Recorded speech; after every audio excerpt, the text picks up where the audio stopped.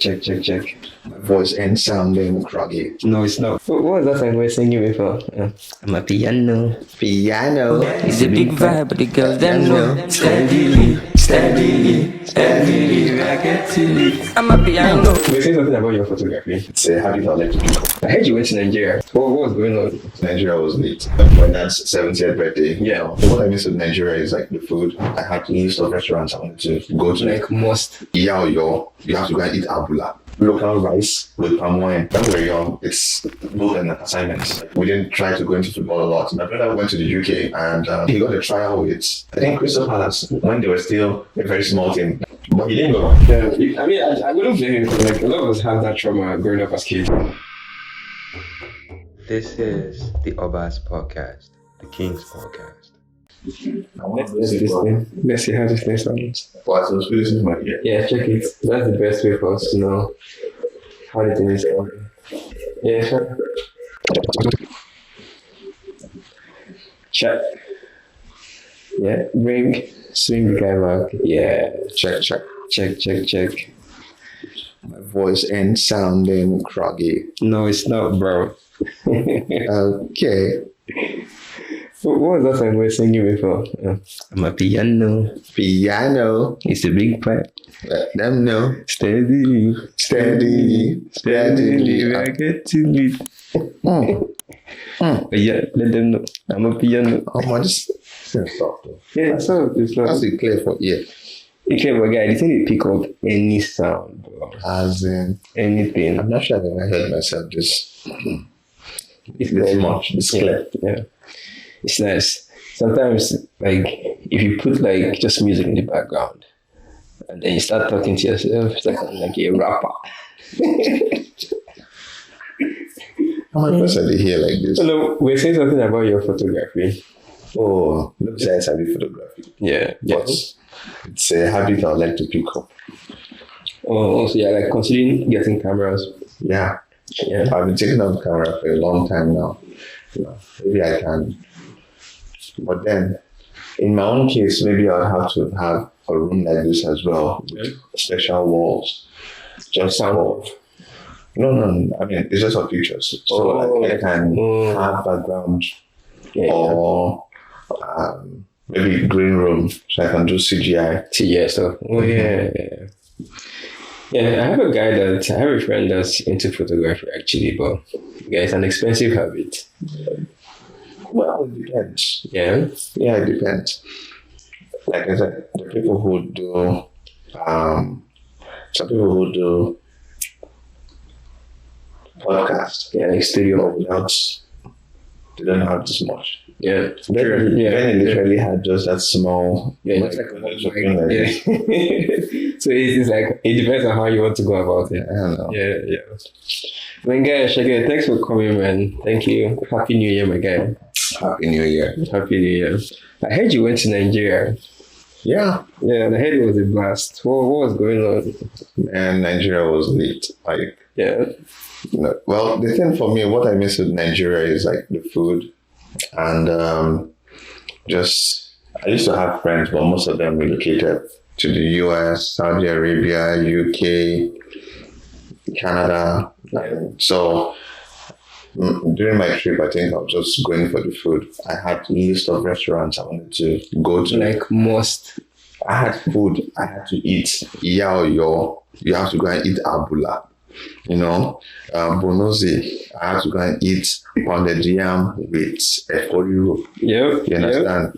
Here, I need to go and eat bole. I have to go to Village Chief to go and eat local rice with palm wine. Like, I had the list. I was posting, peppering fans. I had to eat agbalumo. Those things people have been missing. The food is definitely like very, very different. Yeah. Food in Lagos hits. Were you in Lagos? Abuja. Yeah, but Abuja is catching on. But actually, Abuja has some like crazy spots. I see like lots of this like food accounts that show like all these like crazy spots. Yeah. Musi, Grandpa, all this kind of If I open Instagram for you right now, if I should send you some places, in fact, there were so many places I had on my list. I couldn't visit more than half of it. In fact, the plan was to go to some and just take pictures. Just there's this one that has downfall in front. Just that's the sign for the gate. Yeah. You know, just have you go through the downfall and then you enter into the place. You know, just that vibe. Just take the picture there. I mean, how many people that want job? I want you want you. It is cool. That's nice. But there was also like another very good reason you went to Nigeria. Yes, definitely. Yeah. My guy don't use food for getting everything. I went for my dad's 70th birthday. Yeah. You know. Yeah. He's been an awesome guy, so I just had to celebrate the guy.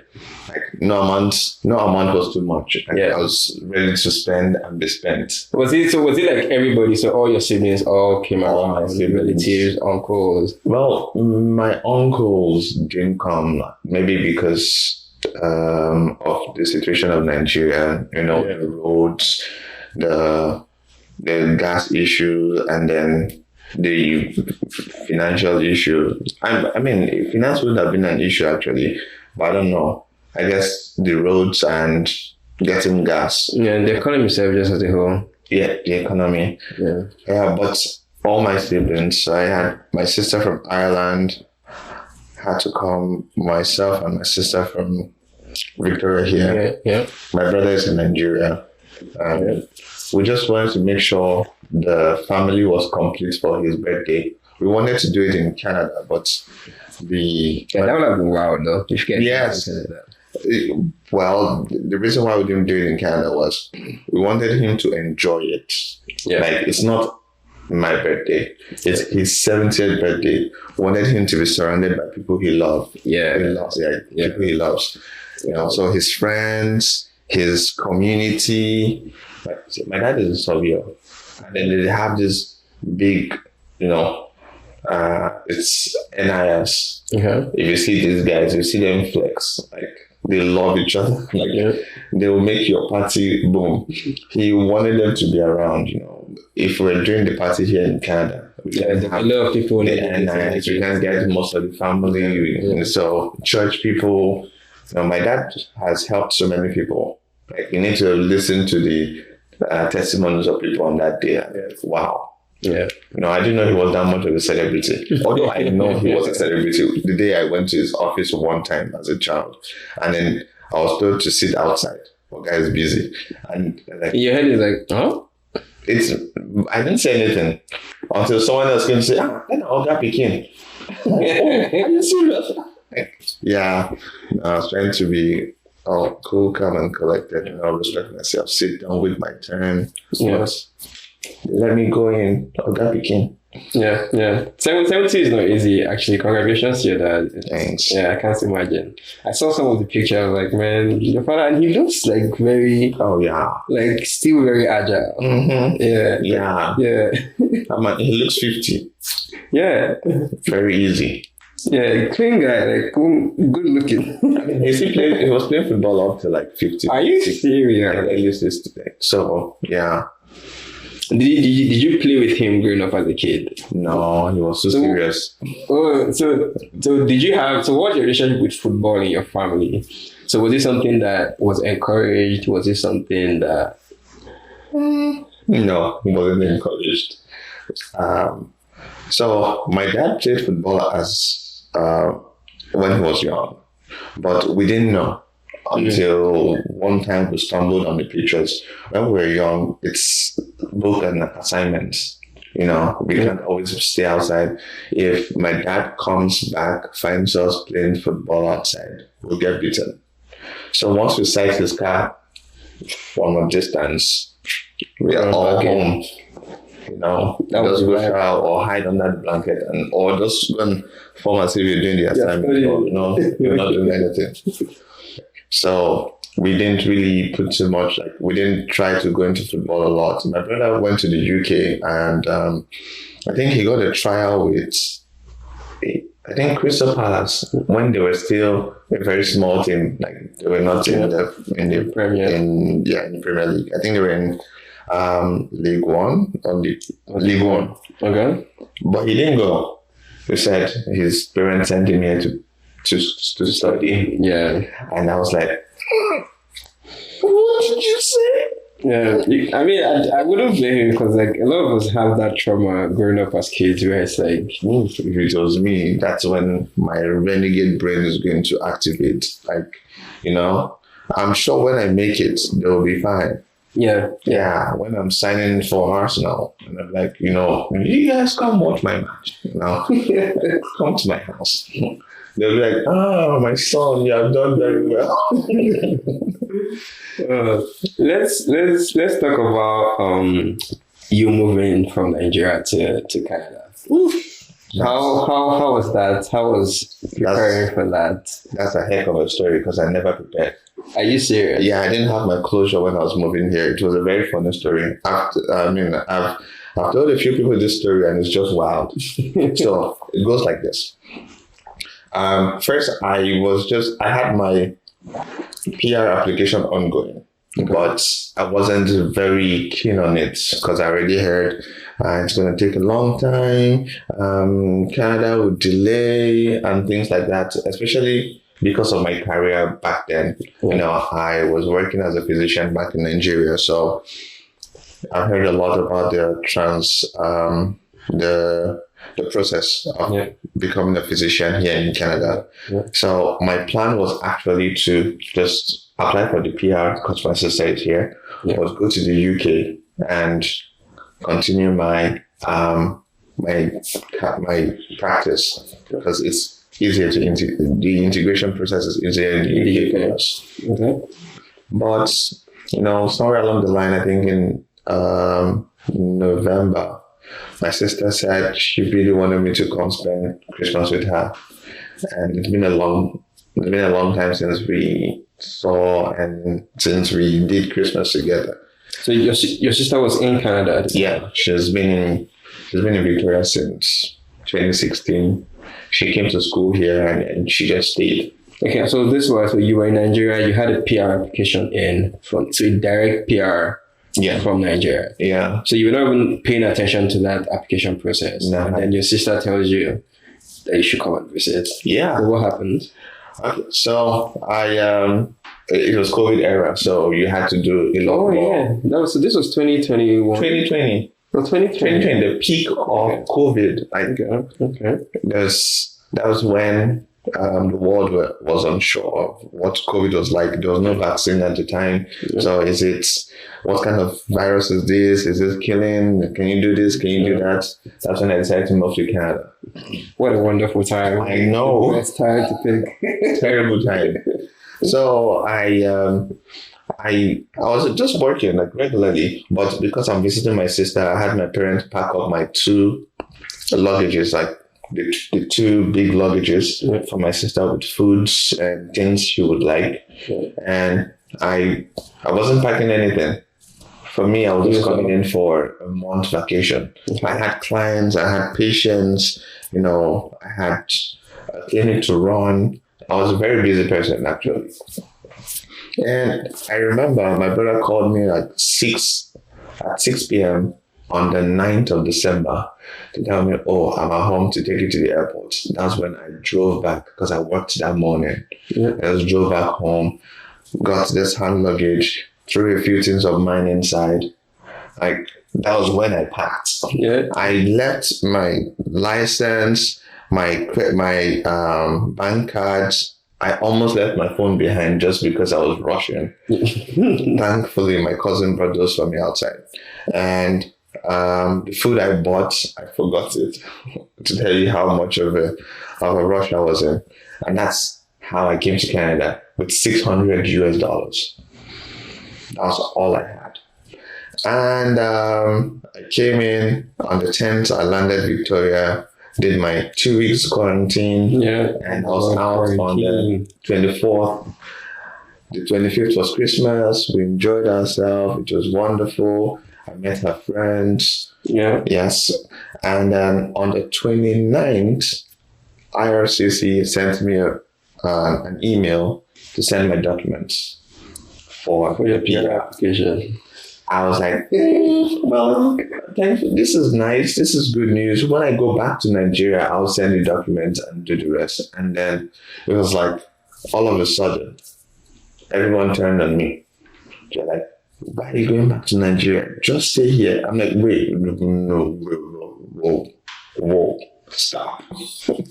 I didn't plan this trip. Yeah, I have people who are waiting for me. Yeah. I have a very, like, my calendar for January was booked. I literally had to outsource my patients and clients to my friends to just take care of them for me till I get back. So my patients were still like messaging, calling, and being like, Doc, when you're coming back, you said you're going for just a big trip. I'm like, yes, that is true, but it looks like something has changed. Something has changed. And I tried, I couldn't fight everybody. I just ended up staying. Yeah. And 3 years And no regrets. Regrets? No.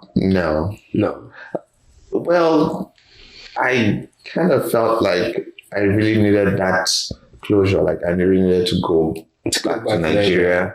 I get my head clear that I was leaving. You know, have it in my mind that I was leaving before leaving. But so when you went back in January to Nigeria, was that the first time you were going back since you came in 2020? No, it was the second. Second time. Yeah. I went back in 2023 for my buddy's wedding, Jeff. Okay. And I actually used that trip to do a few things. I first traveled to see my older sister, who I haven't seen for a while as well. I traveled to Ireland first for 2 weeks, then traveled to Nigeria for 3 weeks. Did the wedding, tried to see some of my other friends who were still in Nigeria, tried to eat some food, you know. But I didn't really enjoy myself in that trip. I don't know. Yeah. Yeah. Seems like because I've been gone for too long, just like I was overwhelmed with that first return. Yeah. Yeah. But this is my last trip. Even though it was very short. You had a lot of fun. Yeah. Yeah. Nigeria is like one of those places that I feel like coming from Canada anyways, I have to properly plan because it's like 3 days going, 3 days coming. It's intense. It's not something you can just like up and do. I know. But the way you actually came in is very different.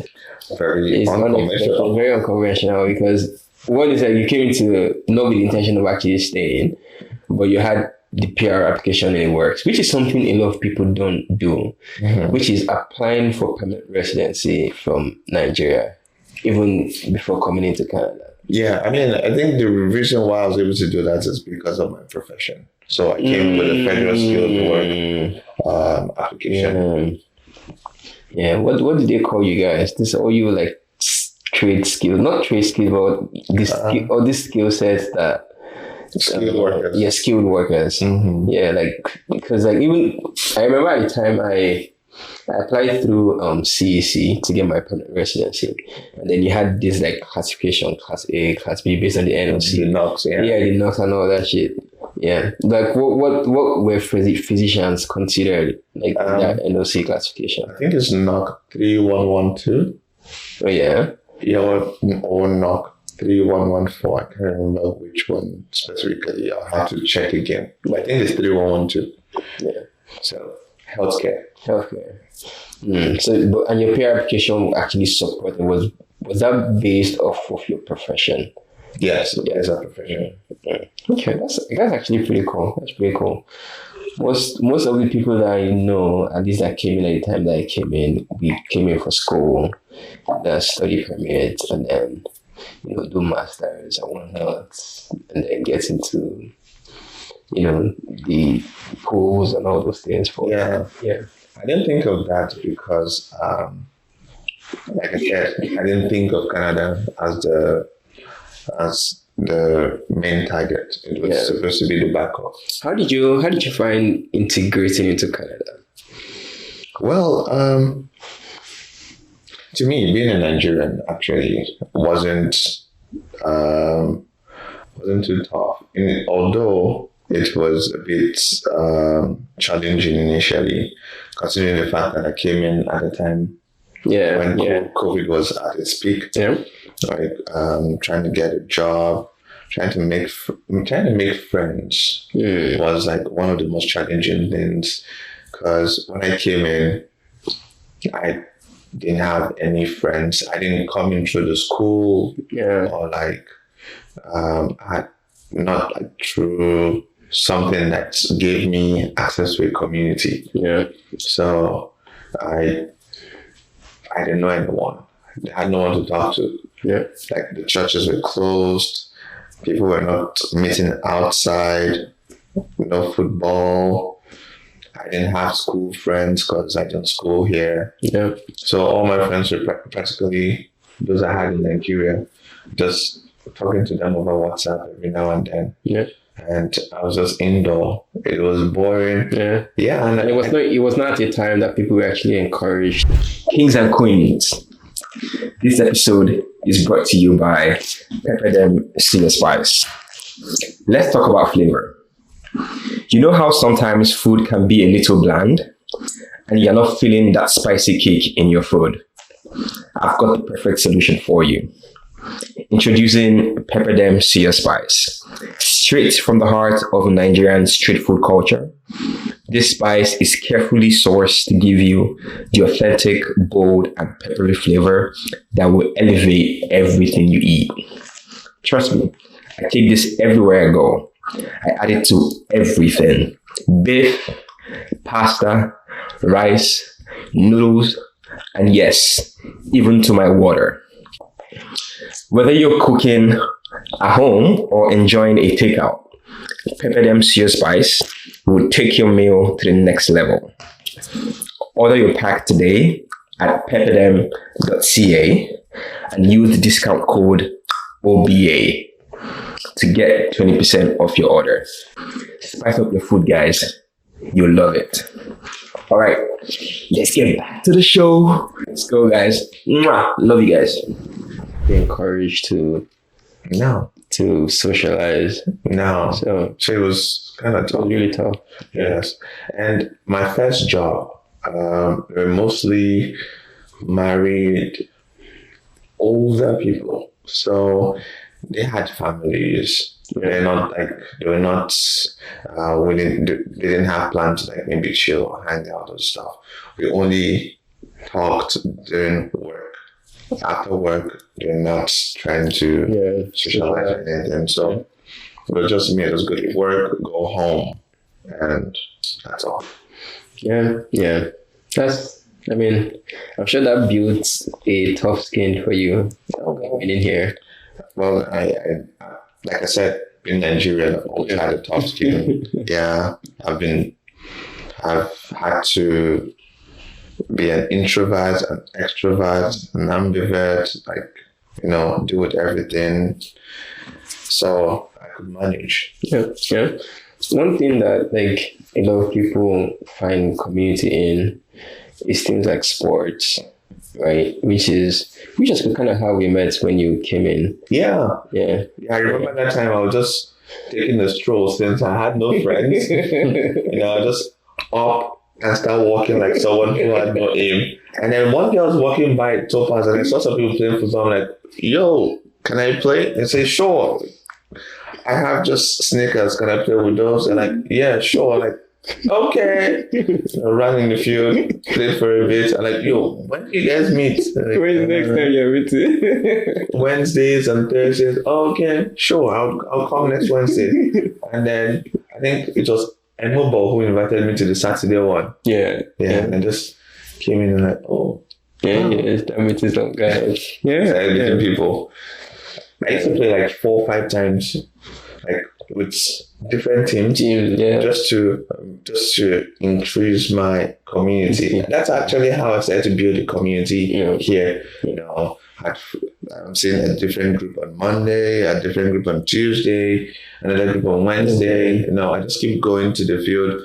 keep playing, and then I'm like, oh, Richard passed the ball, oh yeah, Richard, and all of a sudden, I just became this figure everyone is seeing and knowing. I'm like, wow. Yeah. And that's actually one of the things that's really, really good, especially for someone who comes into an entirely different environment. Like, the quicker you can get a sense of community, the more you can feel like you belong, because that's something that a lot of immigrants like us, we come here and then realize that there's an air of despair. Like, there's a bit of loneliness that is in this type of environment. And the quicker you can find something to feel like these are my people, this is my community, soccer, for me, one of the things was jiu-jitsu. I just met like in like 1 week, you meet like 60 people. I know. Yeah, and same thing with football too. Like in one day, you can meet like 30 people. Yeah. If you get a good turnout of boys. So it's like all these kind of like social events that, that people can tap into and like get that sense of feeling and drive. I remember that time when they opened up Topaz after the COVID. It's always packed. You have like 12. No, okay. Like that's too much. You have like 6 different games going on in the same time. At the same time. So this guy's playing here, this guy's playing there. So it's always very packed. Once I'm done here, and then the people are tired, they go.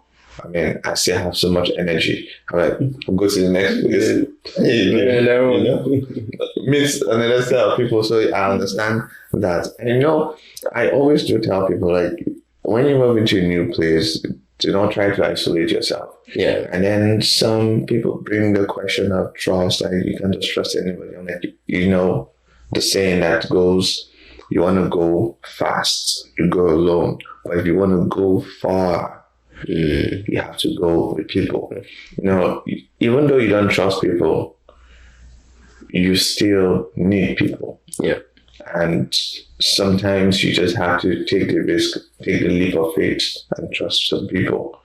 If you don't trust, and if you say you don't have friends because you don't trust anyone, and then you just isolate yourself, that's terrible. Yeah.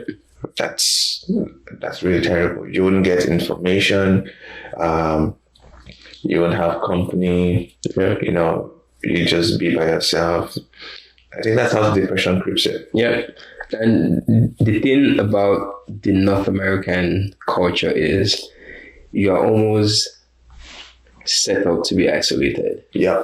It's very, very easy to isolate yourself. Very easy. And if you allow yourself get trapped into that, you could fall into a spiral. It's like depression, anxiety, second guessing yourself. And I feel as immigrants, we don't have the luxury of going into a deep hole and then recovering. Yeah, it's like you don't. Once you get in here, like you have to go. Like you have to be sharp. You have documents to renew. You have something inside. You have an amount of money that you've already sunk into something.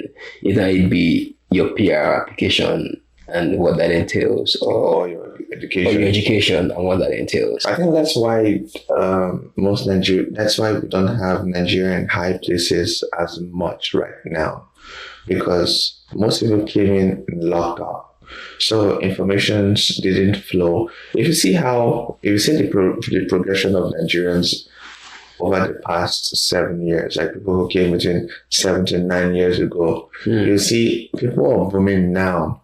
Even newcomers are doing big things now, because once you come in and you get in touch with people, they start telling you so many things. Oh, you can get this, you can do this, get this, don't get that done. And people are like, wow, okay.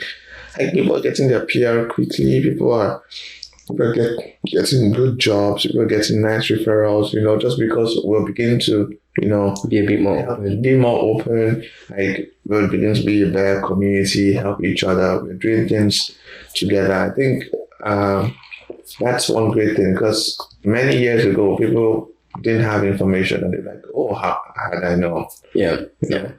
So I think it's very important to always try to get in touch with the community. Yep. Absolutely. Let's move on to something else that is another pillar of community. Something that we both share in common. Mostly as Nigerians, which is religion and church. Yeah. So like the church or religion in general is also like another pillar that can be like a common ground wherever you go. Like obviously as Nigerians, I grew up Christian. You grew up Christian as well? And obviously there are also Christians here. So like the church here is also like another place that you can plug into and you can find community. I will always tell anyone, anywhere you go, you get missing, you get stuck, just look for a church. I always look for a redeemed church. I'll tell you a story. I was in the UK this time, and I was in Coventry. I was at the city center, and I usually use my map to find my way and I go home, either walk or use the bus. But this time my phone went off, and I was walking, so I was already stuck. The buses had stopped running. It was late at night. As I was walking, and the phone was dead, I was using my sense of geography. But while I was walking, I saw this redeemed church, and I was like, "Oh yes, oh yes, I've been saved." I went to the church. I didn't know anybody. I just met the usher. Sorry, can I have an iPhone charger, please? And then someone got me an iPhone charger. I was charging my phone.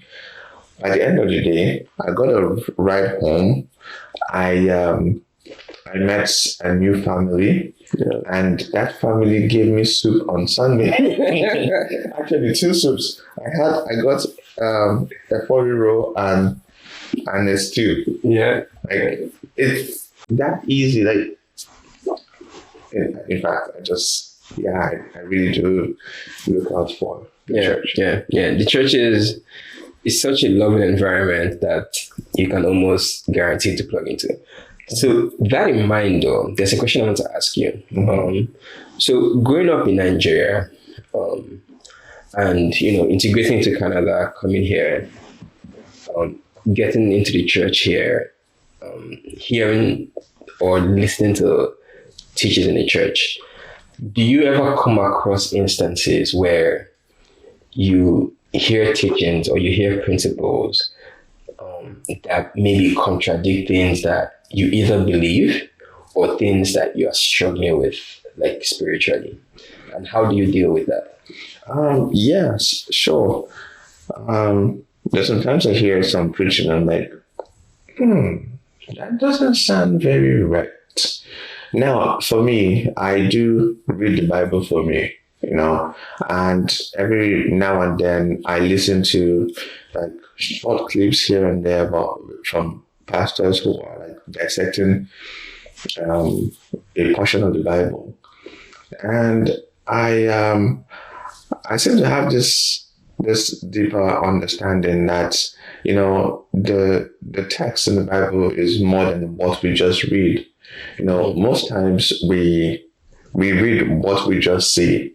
We don't try to look at the actual story. Say, for instance, some of the generations we read in the Bible kind of saw some other generations, but because we read them portion by portion, we feel like one person came, died, the next person came, died. And also there's some parts that you have to really look into deeply to understand what the writer was, or what the writer meant or is trying to say. That's one way. And then there's a part where the Holy Spirit just helps you with understanding what he's trying to tell you at the point in time. It's funny today, this morning, I was talking to, because I did an overnight shift, I was talking with my coworker about faith, like FATE, on how things are predestined to happen. And then also about faith, AITH, the believing that something's going to work in your favor. Yep. And I went on to read I use the U version. I go with the Bible Refresh every day. Yeah. And in the Bible Refresh, it was talking about planning.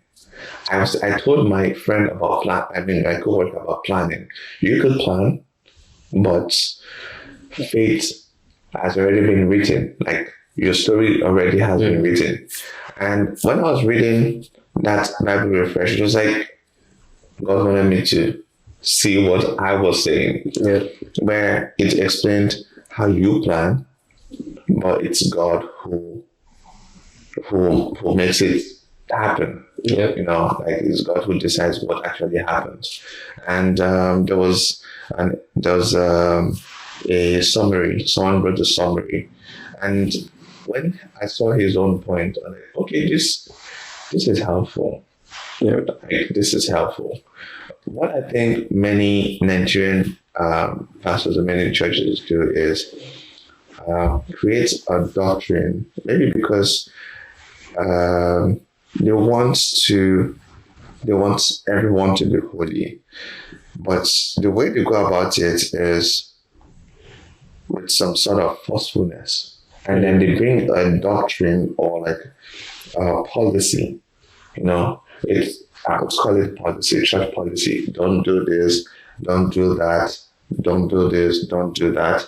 And the problem is many of this policy end up pushing the people away. Yeah. Because they feel like, okay, I mean, if I'm not good enough to fit this your idea or this your policy, then I probably shouldn't be here in the first place. So you see people leaving because of what the pastor is saying, or like because of the policy, not what the pastor is saying per se, but because of the policy. You know, so you have to dress, you have to look this way. You know, I mean, I would say dress decently, but still, you don't have to tell people to dress in a particular kind of way. Yeah. Now that becomes too much, because even Christ never gives someone a particular a particular box to fit. Yeah. You know. Yeah. He says, "Come the way you are, and then we can walk." Christ's doctrine was never specific, and it was never in a way to shun people. It was always about accepting people. Mm-hmm.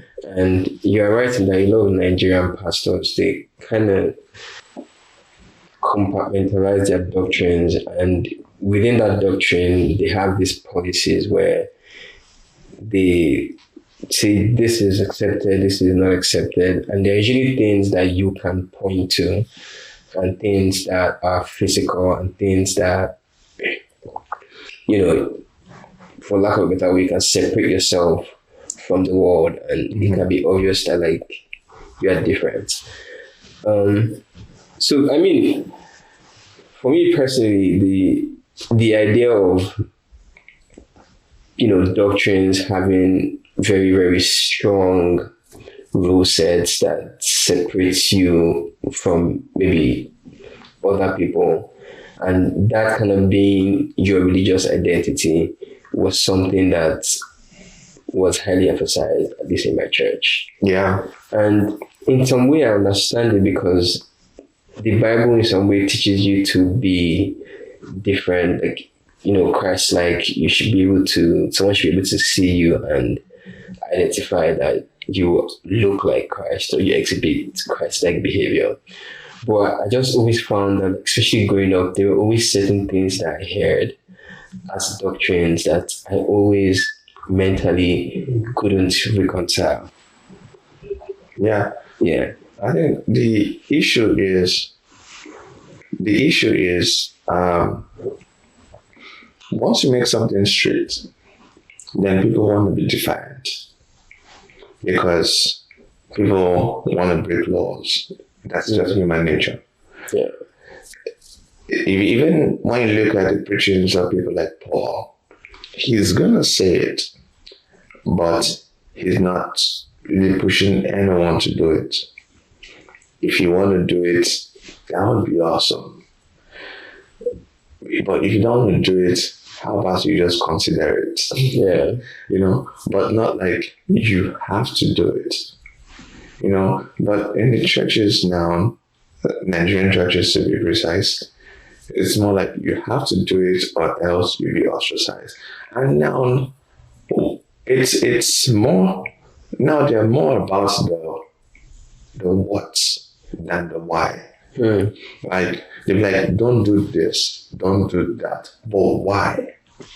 If you tell me not to do this, does this actually affect me going to heaven? No, it doesn't. Yeah. So why? You understand? Not giving me the why doesn't help me to conform to what you're saying. Yeah.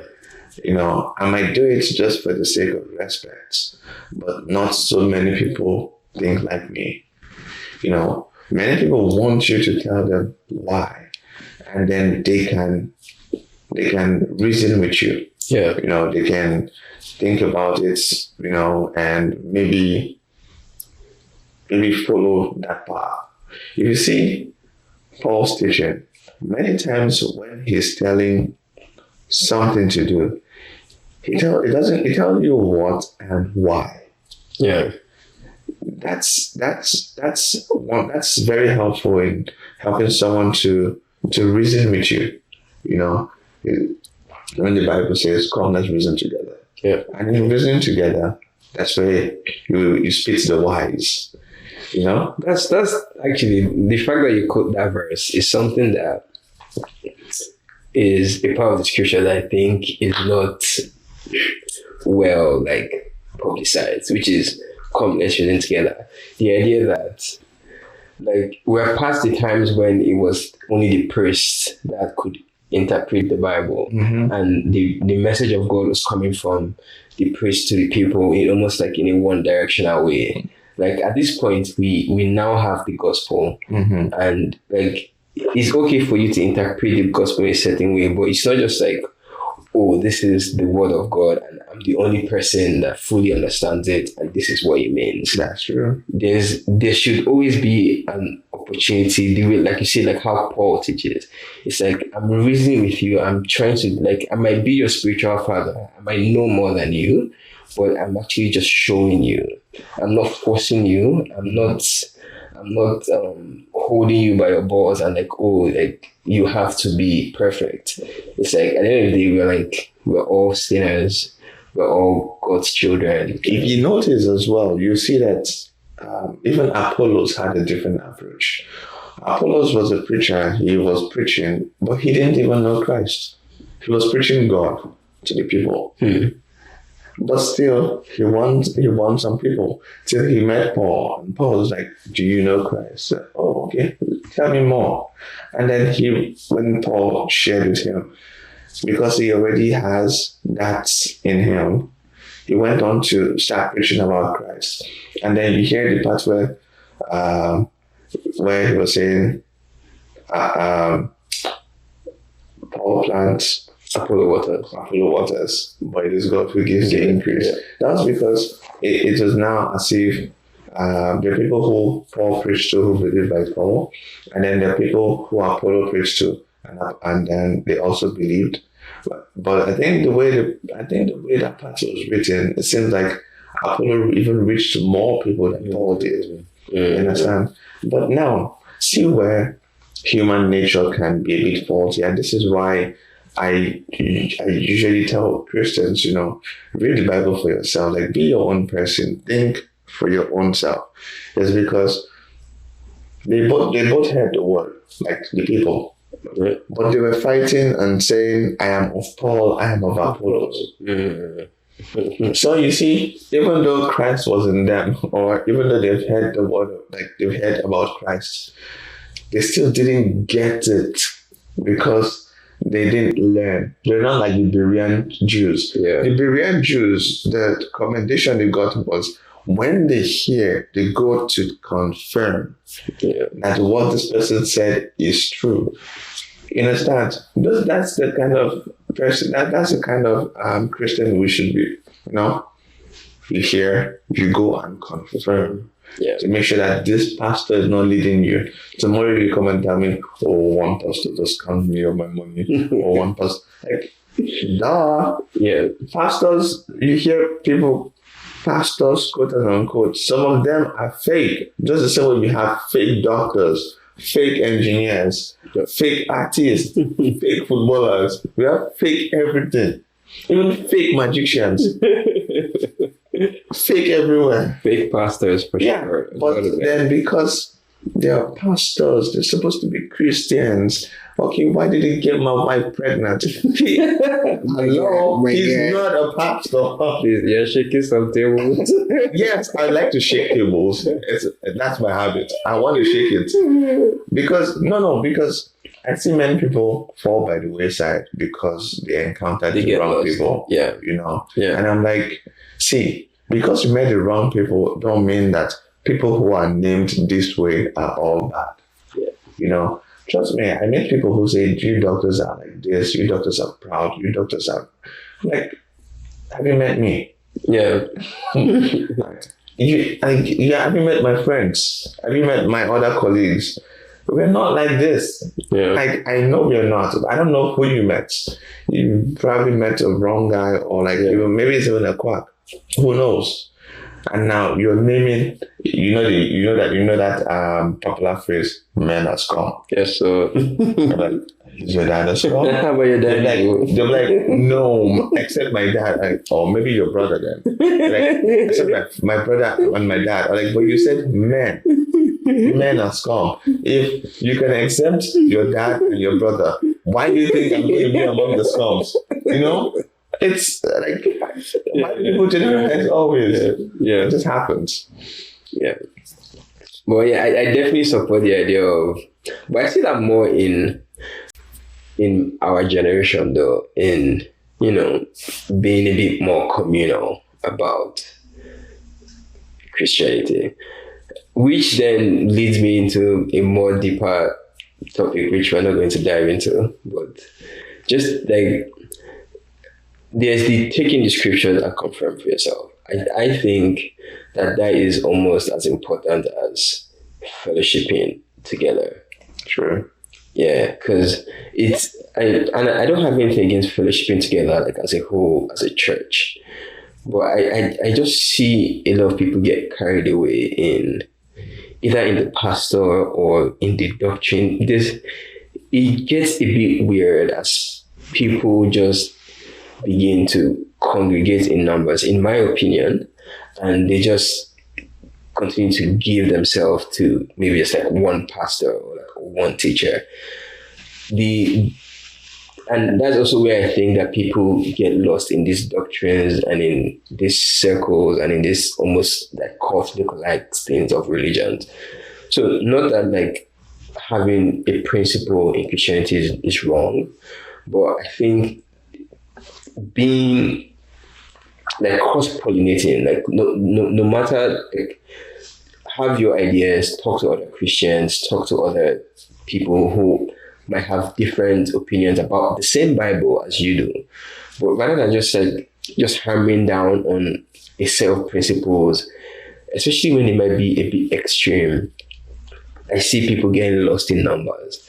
I'm like, can we get back to actually using the gospel as a way to have brotherly love and talk to one another and find common ground and reason with each other? Because there's still the whole like picture of, which I struggle with personally. It's like I have a lot of friends who are other religions, like Muslims, Arabs, Buddhists. It's like if we are so strong on our Christianity, and if we are so like we have it figured out, and then everybody just really here, like how do you reconcile that against your friends or people that you love that might believe in other things? Like if you're not able to open your heart to talking to them even about those things, because I don't believe that I mean, that is the same God across all these religions. They all differ in their ideologies. They all differ in principles. They differ in even things that you should value. So in a way, they teach different things. But I'm just like, is one person being right, making the other person wrong, or are we all just trying to figure out something immensely beyond our nature that none of us have really been able to grasp? Well, one thing I'll say is I know God is not an author of confusion, but He has always told us to love everyone, love everyone, literally everyone. So my friend who's Hindu, who's Arab, who's Muslim is still going to be my friend. Now, I cannot fight for God. No, all I can do is share who God is to other people, and I leave the rest to God. If God's going to minister to them, He's going to minister to them. I would do the talking.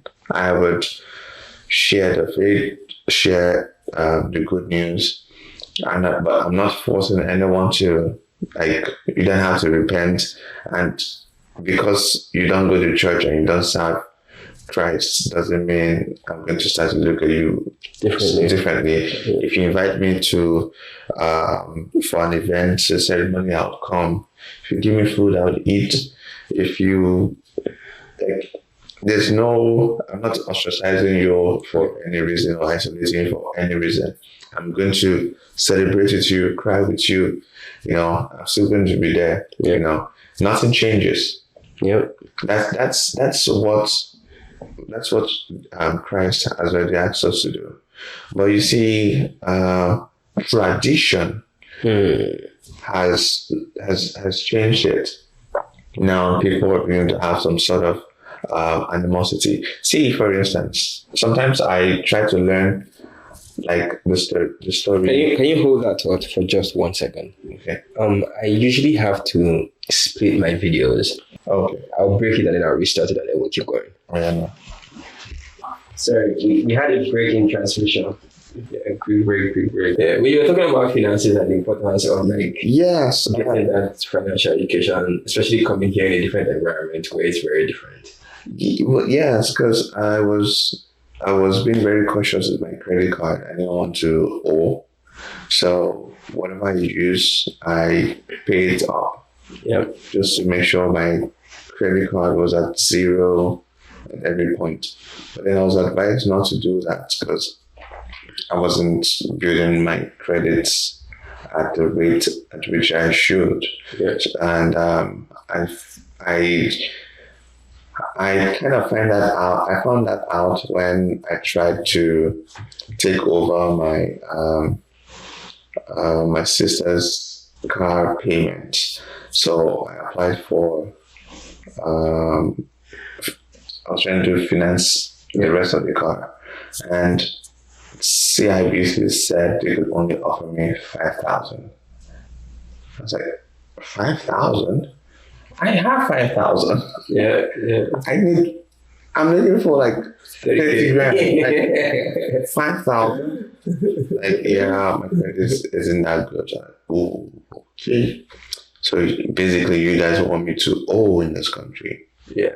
Well, I started to use my credit card more often for bigger things, reacted for rebates. I still pay a huge part though. Yeah, because you have to. I don't want it to. You have to keep it low. Yeah. Yeah, I don't want it to grow exponentially. But you have to pick up on growing your credit card profile. Yeah. It's the more you spend on it, the more you maintain a low balance. Basically, look at it as maintaining a good relationship with that card and the bank on that card. Yeah. The more they trust you, the more they can increase your limit. I just directed all my bills to it. Yeah. But then pay on time. Easy fix. Yeah, I wonder what my credit score is now. I never get it. With your credit score, you might be able to buy a jet. Mr.